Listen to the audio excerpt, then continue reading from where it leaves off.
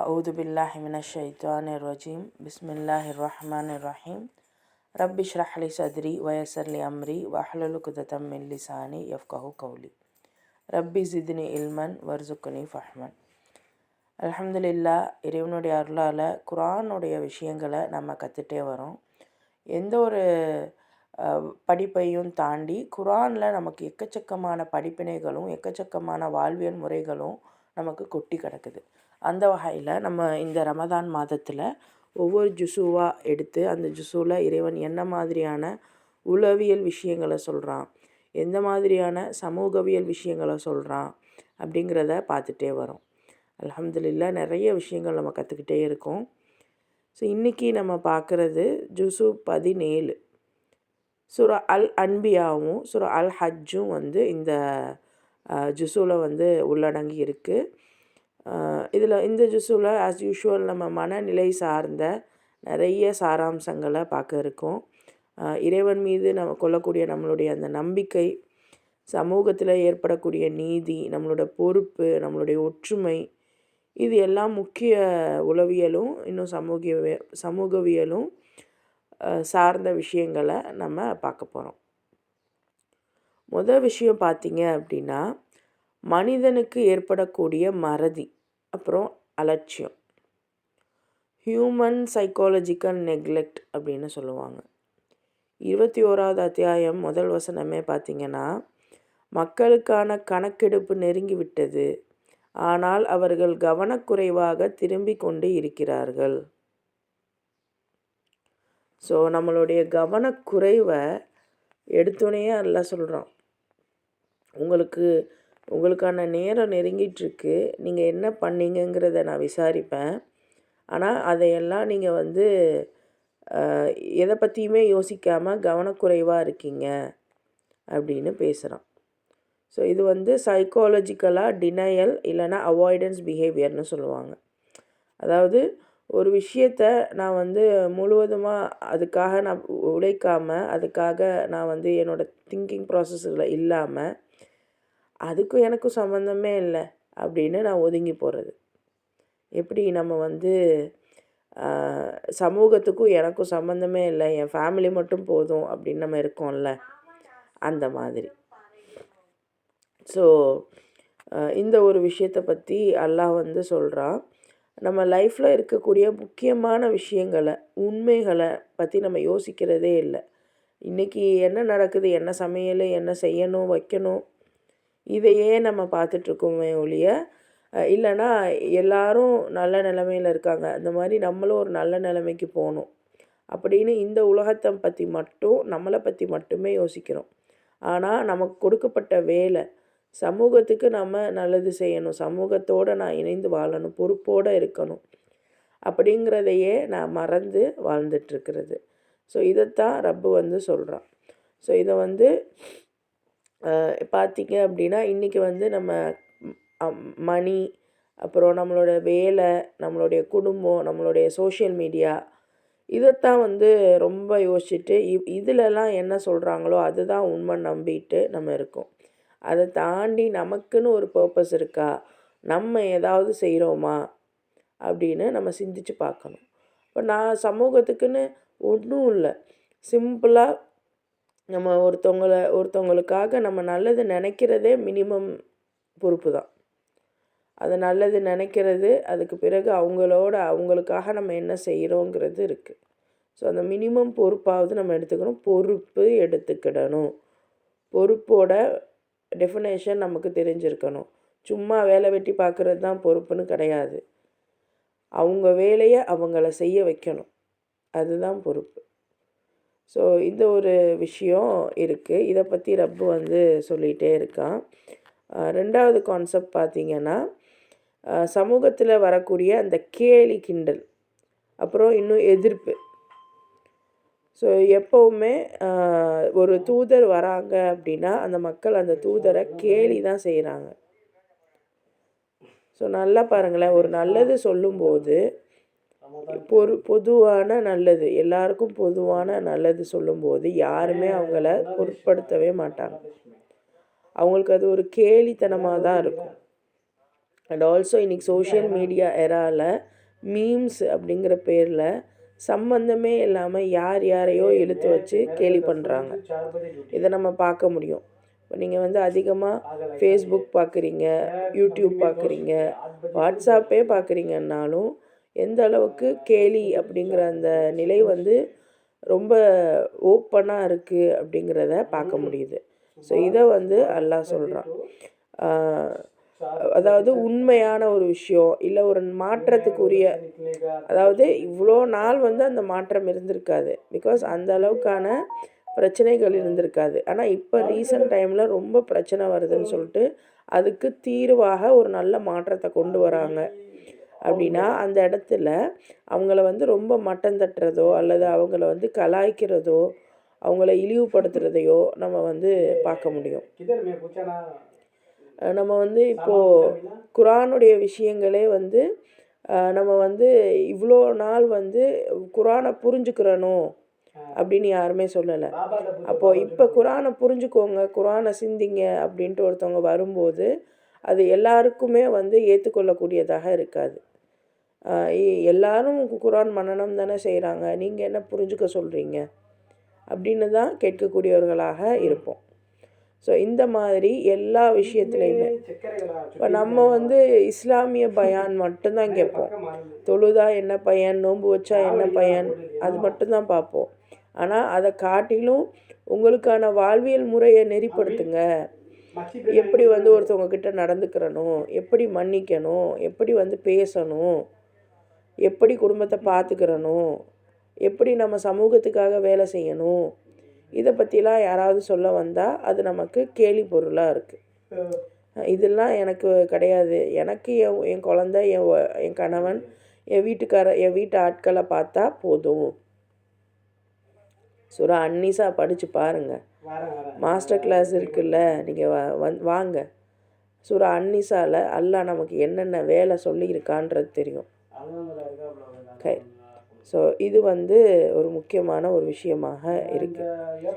இன்னும் பார்த்தோம் அப்படின்னா சோஷியலாக இதை பார்த்தோம் அப்படின்னா ஒரு மாற்றத்தை வந்து எதிர்கொள்கிறதுக்கு தயாராக இல்லாத ஒரு மனநிலை. இவ்வளோ நாள் நாங்கள் இப்படி தான் இருந்தோம், இப்போ என்ன புதுசாக மாற்ற சொல்கிறீங்க, நான் மாற்ற முடியாது. இப்போ ரீசண்டாக கூட இந்த நோன்பு டைம்களில் நிறையா பித்தத்துகளும் நடக்குது, நிறைய நல்ல செயல்களும் நடக்குது. அதாவது எல்லாரும் சேர்ந்து இது சஹரு சாப்பாடு ஏற்பாடு பண்ணுறாங்க, இஃப்தாருக்கு ஏற்பாடு பண்ணுறாங்க, அதெல்லாம் நல்ல விஷயந்தான். ஆனால் அதே சமயம் அந்த சஹரு சாப்பாடு இஃப்தாருக்கு யாருக்கு கொடுக்குறாங்க, யாருக்கு தேவை, இதை வந்து நம்ம பார்க்கணும். ஸோ இதில் ஏதாவது நம்ம வந்து கைட் பண்ணுறோம் அப்படின்னா அந்த இடத்துல நீ யார் சொல்கிறதுக்கு அப்படிங்கிற மனநிலை நம்ம பசங்களுக்கு இருக்குது. ஸோ பசங்க பொறுத்த வரைக்கும் அதிகமாக என்ன அப்படி தான் நம்ம வளர்த்துட்டோமா இல்லை நம்ம பசங்க அப்படி இருக்காங்களான்னு தெரியல. ஏன்னா அவங்கள பொறுத்த வரைக்கும் ஒரு கட்டத்துக்கு அப்புறம் அவங்களுக்கு ஒரு வயசு வந்ததுக்கு பிறகு தனக்கு எல்லாம் தெரியுங்கிற மனநிலை வந்துடுது. அதுக்கு பிறகு அவங்க தன்னுடைய அம்மாவை கட்டுப்படுத்துகிறாங்க, தன்னுடைய சகோதரிகளை கட்டுப்படுத்துகிறாங்க. ஆனால் உண்மை என்னென்னா அந்த பையனுடைய அம்மாவும் சகோதரியும் தான் அவனுக்கு சொல்லி கொடுத்து வளர்க்கணும், அவனுக்கு நல்லது கெட்டது சொல்லி கொடுத்து வளர்க்கணும், அவனை வந்து கரெக்டான முறையில் வளர்க்கணும். பட் நம்ம என்ன பண்ணுறோன்னா அவன் வளர்ந்துட்டான், இனி அவன் சொல்கிறதான் நம்ம கேட்கணும்னு நினச்சிட்ருக்கோம். அதனால தான் சமூகத்தில் ஆண்கள் வந்து எதுவுமே தெரியலன்னாலும் எல்லாம் தெரிஞ்ச மாதிரி நம்மளை ஓவராக நிர்பந்தம் படுத்துகிறாங்க எல்லா வகையிலையுமே. அது கணவனாக இருந்தாலும் சரி, நம்ம சகோதரனாக இருந்தாலும் சரி, மகனாக இருந்தாலும் சரி. அப்போ ஆண்களிடத்தில் எப்படி நம்ம வந்து என்ன ஆண்களுக்கு நம்மளோட பொறுப்பு என்னங்கிறது சூரா அன்னிசா சொல்லித்தரோம்.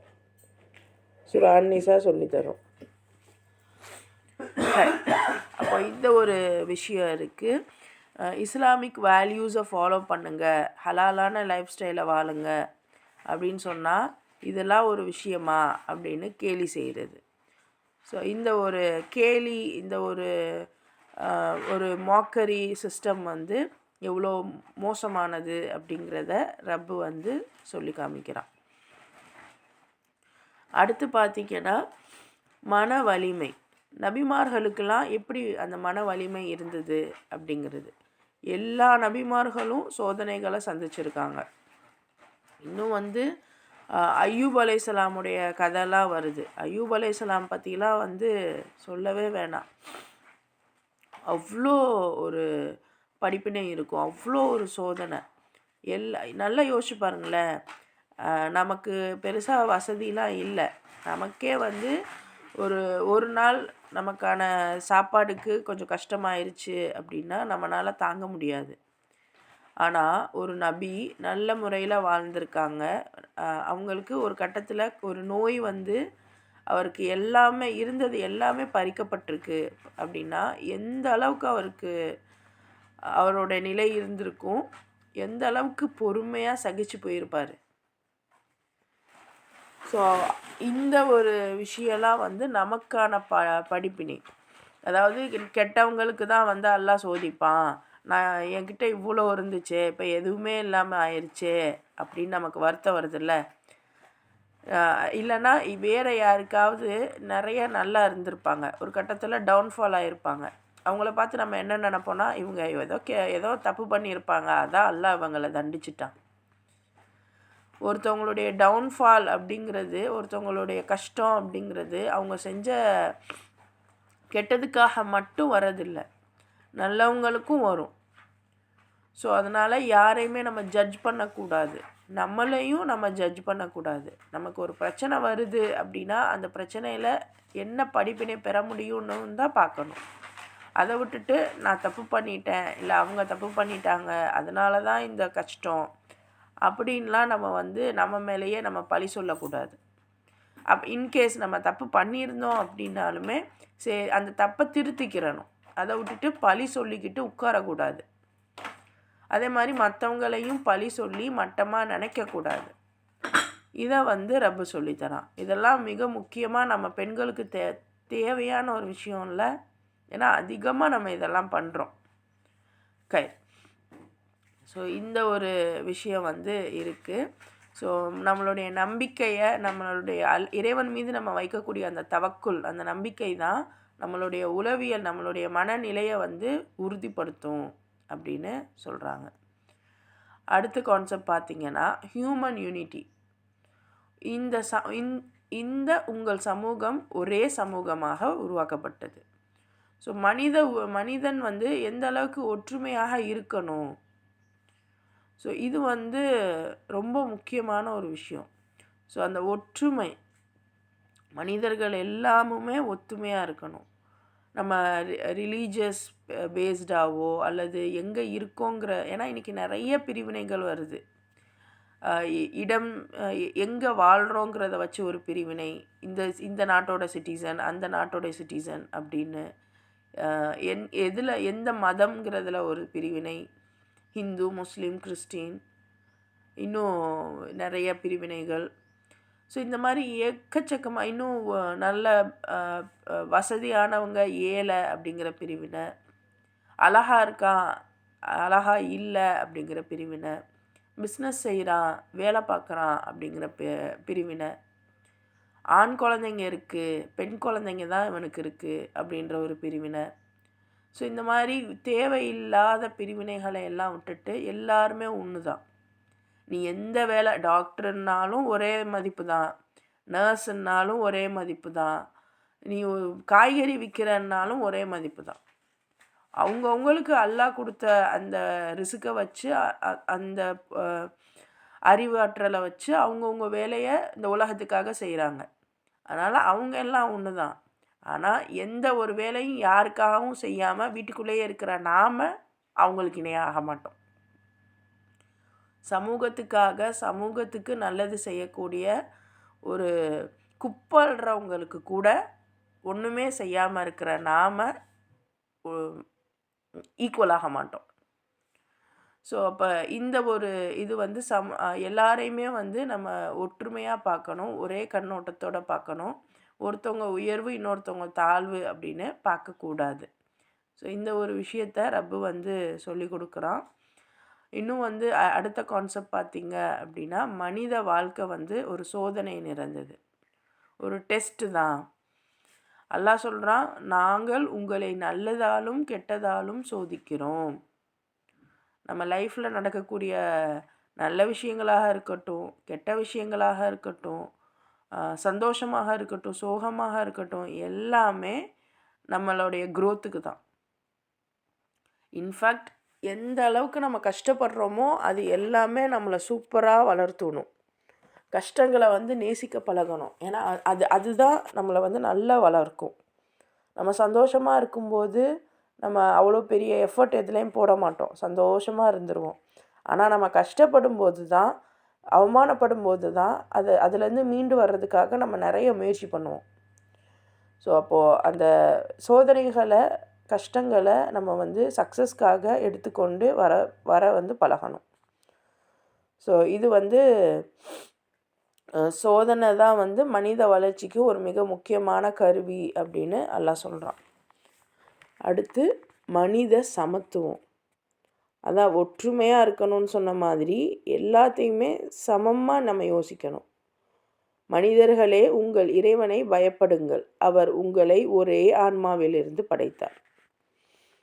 ஸோ நம்மளோட அந்த பேஸ் கோர் என்ன அப்படின்னா ஒரே ஆன்மா தான், ஒரு நஃப்ஸு தான். அந்த நஃப்ஸை கொண்டு தான் எல்லாரையுமே அல்லாஹ் படைச்சிருக்கான். அப்படிங்கிறப்போ யாருமே யாரை விடையுமே உயர்ந்தவங்க தாழ்ந்தவங்கன்னு கிடையாது. ஸோ எப்படி இருந்தாலுமே நம்ம ஒத்துமையாக இருக்கணும். ஒத்துமையாக இருக்கிறது முக்கியம் இல்லை. சிலர் என்ன பண்ணுவாங்க, ஒத்துமையாக தான் இருப்பாங்க. ஆனால் எனக்கு இந்த இந்த ப்ரிவிலேஜ் இருக்குது, அதனால் நீ எனக்கு இதெல்லாம் செய் அப்படின்னு இவங்கள வச்சு வேலை வாங்குவாங்க. நீங்கள் நல்லா நோட் பண்ணி பாருங்களேன். அதாவது நம்ம கொஞ்சம் ஓரளவுக்கு பணம் இருக்கக்கூடியவர்களாக இருக்கோம் அப்படின்னா, நம்ம பக்கத்து வீட்டுக்காரவங்க இல்லை வேறு யாரையாவது நமக்கு ஒரு சின்ன சின்ன வேலைகள் செய்ய ஏவுவோம். ஸோ இதெல்லாம் நடக்குது. சிலர் இப்படி இருக்காங்க. சிலர் யாரையும் மதிக்க மாட்டாங்க. அவங்கக்கிட்ட இருக்கக்கூடிய அதாவது நான் இந்த குடும்பத்தில் இருக்கேன், இல்லை நான் இந்த பொறுப்பில் இருக்கேன் அப்படிங்கிறதுக்காக மற்ற சாதாரண ஆட்களை மட்டமாக பார்க்குறது. ஸோ இந்த மாதிரிலாம் நம்ம இருக்கக்கூடாது. யாராக இருந்தாலும் சமம்தான். இன்ஃபேக்ட் நம்மளை தான் நம்ம வச்சு பார்க்கணும். இவங்க சமூகத்துக்காக இந்த வேலை பார்க்குறாங்களே, நான் என்ன பார்க்குறேன், நான் ஒன்றுமே பார்க்கலையே, நானும் ஏதாவது பண்ணணும். இப்படி தான் நம்ம எடுத்துக்கிறணும். இப்படி தான் ஒருத்தவங்கக்கிட்ட இருந்து நல்ல குவாலிட்டிஸை எடுத்து நம்ம லைஃப்பில் அப்ளை பண்ண முயற்சி பண்ணணும். அதை விட்டுட்டு அவங்க என்ன குப்பாளுறவங்க தானே, அவங்க என்ன ட்ரெஸ் தைக்கிறவங்க தானே, அவங்க என்ன வீட்டு வேலை பார்க்குறவங்க தானே, அவங்களாவது அதை பார்க்குறாங்க. என்னதான் காசுக்கு பார்த்தாலுமே அவங்க வேலை, அவங்களுடைய உடல் உழைப்பு மற்றவங்களுக்கு பயன் தருது. யார் என்னன்னே தெரியாதவங்களுக்கு அல்லாஹ் அதுதான் சொல்கிறான். ஆனால் நம்ம யாருக்கு பயன் தரோம் அப்படிங்கிறத 1க்கு 2 3 தடவை யோசிச்சு பார்த்தோன்னா இன்னொருத்தவங்களை நம்ம மட்டமாக பார்க்க மாட்டோம். ஸோ இது ஒரு முக்கியமான விஷயம். அல்லாஹ் நமக்கு சொல்லித்தரான். எல்லாரையுமே சமமாக நாம் பார்க்கணும். அடுத்து சமூக நீதி மற்றும் அடக்குமுறைக்கு எதிர்ப்பு. அடக்குமுறைக்கு உள்ளானவர்களுக்கு போராட அனுமதி வழங்கப்பட்டது. ஸோ 22வது வசனம் 39வது வசனம் 22வது அத்தியாயம் 39வது வசனத்தில் அல்லாஹ் சொல்கிறான். நம்ம இது ரொம்ப பார்த்தோம் இல்லையா, ரொம்ப என்னை ப்ரெஷர் பண்ணுறாங்க, குடும்பத்துக்குள்ளே ரொம்ப என்னை இது பண்ணுறாங்க, சமூகத்துலேயும் என்னை ரொம்ப போட்டு ஒடுக்குறாங்க அப்படின்னா அந்த இடத்துல போராடணும். அது முக்கியம். அந்த இடத்துல சண்டை போடணும். அல்லாஹ் நமக்கு அனுமதிச்சிருக்கான். அது உங்கள் குடும்பத்துலையாக இருக்கட்டும், உங்கள் ரிலேஷன்ஷிப்லையாக இருக்கட்டும், யாராக இருந்தாலும் உங்களை ஒடுக்குறாங்க அப்படின்னா அந்த இடத்துல நீங்கள் போராடணும், ஓடக்கூடாது. ஸோ சண்டை போடுறது ஒரு பிரச்சனையே இல்லை. வீட்டில் இந்த பிள்ளை சண்டை போடுது, சண்டைக்காரி அப்படின்னு சொல்கிறதெல்லாம் ஒரு பிரச்சனையே இல்லை. சண்டை போட்டாலும் குடும்பத்துக்காக நிற்கிறாங்க. சிலர் என்ன பண்ணுவோம், ஆரம்பத்தில் அவங்களுக்கு அவங்க செய்கிற எல்லா கஷ்டத்தையும் பொறுத்துக்குவோம். பொறுத்து பொறுத்து பொறுத்து ஒரு கட்டத்தில் குடும்பத்தை விட்டே ஓடி போயிடுவோம். இது குடும்பத்தில் மட்டும் இல்லை, சொசைட்டிலையுமே. ஆனால் ஆரம்பத்திலேயே என்னை இந்த அளவுக்கு நசுக்காத, உன் வேலையை நீ பாரு, என் வேலையை நான் பார்க்குறேன் அப்படின்னு ஆரம்பத்திலேயே சொல்லணும். இல்லைன்னா ஒரு கட்டத்துக்கு அப்புறம் எதிர்த்து சண்டை போடணும். ஸோ இதை வந்து ரப்பு சொல்லித்தரான். சமூகத்தில் உங்களை யாராவது ஒடுக்குறாங்க, உங்களை ரொம்ப அப்படியே பிடிக்கிறாங்க அப்படின்னா அந்த இடத்துல நம்ம சண்டை போடுறது அனுமதி இருக்குது. அதுக்குன்னு எல்லாத்துக்கும் சண்டை போடுறதில்ல, ஒவ்வொன்றுத்துக்கும் வரம்பு இருக்குது. அது வரம்புகளை நாம் தான் சிந்தித்து யோசித்து கையில் எடுக்கணும். அதே மாதிரி சொசைட்டியில் ஏதாவது ஒரு தவறு நிலவுது, சொசைட்டியில் ஏதாவது பிரச்சனை இருக்குது அப்படின்னா அங்கேயுமே வந்து நம்ம எதிர்க்கிறது நம்மளோட பொறுப்பு. இப்போ ஒன்றும் இல்லை, ரோட்டில் போயிட்டுருக்கோம், அப்போ வந்து தேவையில்லாமல் வந்து என்ன செய்கிறது, ஒரு ஒரு சின்ன பையனை போட்டு அடிக்கிறாங்க. அப்போ அந்த இடத்துல எனக்கு என்னன்ட்டு நம்ம போயிடுவோமா? ஏன் அடிக்கிறீங்க, அடிக்காதீங்க, என்ன பிரச்சனை அப்படின்னா அந்த பையனுக்காக நம்ம சப்போர்ட் பண்ணி போய் கேட்கணும்ல. ஸோ இந்த மாதிரி சமூகத்தில் என்ன நடந்தாலுமே இன்றைக்கி நிறையா எவ்வளோ போராட்டங்கள். நான் அவ்வளோ கஷ்டப்பட்டு படித்து வேலை கிடைக்க மாட்டேங்குது, அப்படி குப்பாள்ற வேலை கிடைச்சா கூட அந்த வேலை நிரந்தரமாக இருக்க மாட்டேங்குது, சம்பளம் ஒழுங்காக தர மாட்டுறாங்க. இந்த மாதிரி எக்கச்சக்கமான பிரச்சனைகள் இந்த சமூகத்தில் இருக்குது. அந்த சமூகத்துக்குள்ளே தான் உங்கள் குழந்தைங்கள நீங்கள் இப்போ அனுப்ப போகிறீங்க. அப்போ அப்படிங்கிறப்போ உங்கள் குழந்தைங்க எந்த மாதிரியான சமூகத்தில் இருக்க போகுதுங்கிறத நீங்கள் முதல்ல உணரணும். எவ்வளோ கஷ்டங்கள் சுற்றி இருக்குது, இந்த உலகத்தை எப்படி மாற்றி வச்சுருக்காங்க அப்படிங்கிறத நாம் முதல்ல உணரணும். ஸோ இந்த ஒரு விஷயத்தை வந்து ரப்பு சொல்லித்தரான். ஸோ சமூகத்தில் ஒரு அநீதி நடக்குது அப்படின்னா அதை எதிர்க்கணும், போராடணும். அட்லீஸ்ட் எதிர்க்கிறது போராடுறது ஒரு சைடு இருக்கட்டும், அப்படி நடக்குதுன்றதாவது நமக்கு தெரியணும். சரி, அடுத்த கான்செப்ட் பார்த்திங்கன்னா இறைவனை நினைவில் கொள்ளக்கூடிய அந்த சைக்காலஜி, ஸ்பிரிச்சுவல் சைக்காலஜி. அப்போது எந்த ஒரு விஷயத்துக்குமே இறைவனை, அல்லாஹ்வை, நம்மளுடைய ரப்பை நினைக்கும் போது இதயம் வந்து மென்மையாகிறது. ஸோ இது வந்து 35வது வசனம் 22வது அத்தியாயத்தில் ரப்பு சொல்கிறான். ஸோ எந்த சுச்சுவேஷன்லையுமே நம்ம ரப்பை நினைக்கணும். அவனை நினைக்கும்போது நம்மளுடைய பதட்டம், நம்மளுடைய சோகம், நம்மளுடைய அந்த இமோஷனல் இன்ஸ்டெபிலிட்டி இதெல்லாம் வந்து ரொம்ப குறையும். ஸோ எப்படி என்னை வந்து ஒருத்தவங்களுக்கு அசிங்கப்படுத்திட்டாங்க, நான் இப்போ அல்லாஹ்வை நினச்சா என் மனசு எப்படி சாந்தமாகும்? என்னால் அது எப்படி முடியும் சொல்லுங்கள்? காமன் தானே. என்னை ஒருத்தவங்க அசிங்கப்படுத்திட்டாங்க, மனசு ரொம்ப வேதனையாக இருக்குது. இப்போ நான் அல்லாஹ்வை நினைக்க சொல்கிறீங்க, நான் நினைக்கிறேன், ஆனால் என் மனசு சாந்தமாகலையே. அப்படின்னா அல்லாஹ்வை நினைக்க வேண்டிய முறைப்படி நினைக்கணும். ஒருத்தவங்க என்னை அசிங்கப்படுத்திட்டாங்களா, நான் அல்லாஹ்கிட்ட போகிறேன்னா, போயிட்டு இப்போது எப்படின்னா அல்லாஹ்வை நினைக்கிறதுங்கிறது வெறும் அல்லாஹ்வை மட்டும் நினைக்கிறது இல்லை, அல்லாஹ்கிட்ட நான் பேசுகிற மாதிரி, இந்த சம்பவம் இப்படி நடந்திருக்கு, இப்படி என்னை அசிங்கப்படுத்திட்டாங்க, இதுக்கு காரணம் நானா அப்படின்னு என்ன பரிசோதனை செய்யணும். என்னால் தான் நான் அசிங்கப்பட்டுக்கிட்டேன் அப்படின்னா இதை நான் மாற்றிக்கிறேன் அப்படின்னு சொல்லணும். இல்லை அவங்களா தான் அசிங்கப்படுத்துகிறாங்க அப்படின்னா அவங்களுக்கு நல்ல ஹிதாயத்தை கூடிய அல்லாஹ், அவங்க நல்லா இருக்கட்டும், அவங்களுக்கு ஏதோ புரிதல் இல்லாமல் இப்படி பண்ணிட்டாங்க அப்படின்னு நம்ம மனசு நிம்மதி இல்லாமல் இருக்கக்கூடிய ஒவ்வொரு தருணமும் அதை நிம்மதிப்படுத்துறதுக்கான துவா. என்னன்னா யார் அதை ஹர்ட் பண்ணாங்களோ அவங்களுடைய நலவுக்காக நம்ம கேட்குறது. இது சூப்பராக ஒர்க் அவுட் ஆகும், ட்ரை பண்ணி பாருங்கள். நான் பண்ணியிருக்கேன், அதனால் சொல்கிறேன்.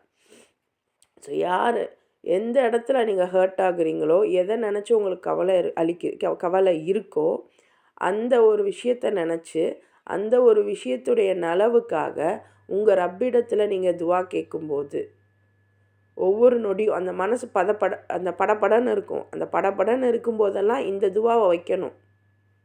இது ஆரம்ப ஸ்டேஜில் கஷ்டம்தான். ஆனால் பயிற்சி பண்ணிங்கன்னா ஈஸியாக இருக்கும். ஸோ இந்த மாதிரி நம்ம இருக்கும்போது இறைவனை நினைக்க வேண்டிய முறைப்படி நம்ம நினைக்கும்போது நம்மளுடைய வாழ்க்கை வளம் பெறும். சரியா? அப்போது இந்த ஜுசு 17 நம்ம சைக்காலஜி கான்செப்ட், சோஷியாலஜி கான்செப்ட்ஸ்லாம் பார்த்தோம். நம்மளை எப்படி ரிஃப்ளெக்ட் பண்ணணும், நம்மளுடைய செல்ஃப் ரிஃப்ளெக்ஷன் பார்த்தோம். சமூகத்தை எப்படி கையாளணும் அப்படிங்கிறத பார்த்தோம். ஒற்றுமையாக எப்படி இருக்கணும் அப்படின்னு பார்த்தோம். இறை நம்பிக்கையை கொண்டு நம்மளுடைய பிரச்சனைகளை எப்படி சரி கொண்டு வரணும் அப்படிங்கிறத பார்த்தோம். இறைவனை நினைக்க வேண்டிய முறைப்படி நினைக்கணும் அப்படிங்கிறத பார்த்தோம். சமூக நீதி அதை பார்த்தோம். ஸ்பிரிச்சுவல் மைண்ட்ஃபுல்னஸ் பார்த்தோம். இன்னும் கலெக்டிவான ஐடென்டிட்டியையும் பார்த்தோம். ஒட்டுமொத்தமாக மனித மனம் இன்னும் சமூகம் இது ரெண்டையுமே சீர்படுத்தக்கூடிய வழிகாட்டுதல்கள் இந்த ஜுசூவில் இருக்குது. நம்மளுடைய மனநிலை நம்மளுடைய நம்பிக்கையின் மூலமாக வலுப்படுத்த முடியும். அதே மாதிரி சமூகத்தை நீதி ஜஸ்டிஸ் மூலமாக ஒற்றுமைப்படுத்த முடியும். ஸோ இதுதான் இறைவன் நமக்கு கற்றுக் கொடுக்குற விஷயம். அல்ஹம்துலில்லாஹ், இந்த விஷயங்கள் உங்களுக்கு புரிந்திருக்கும்னு நம்புகிறேன்.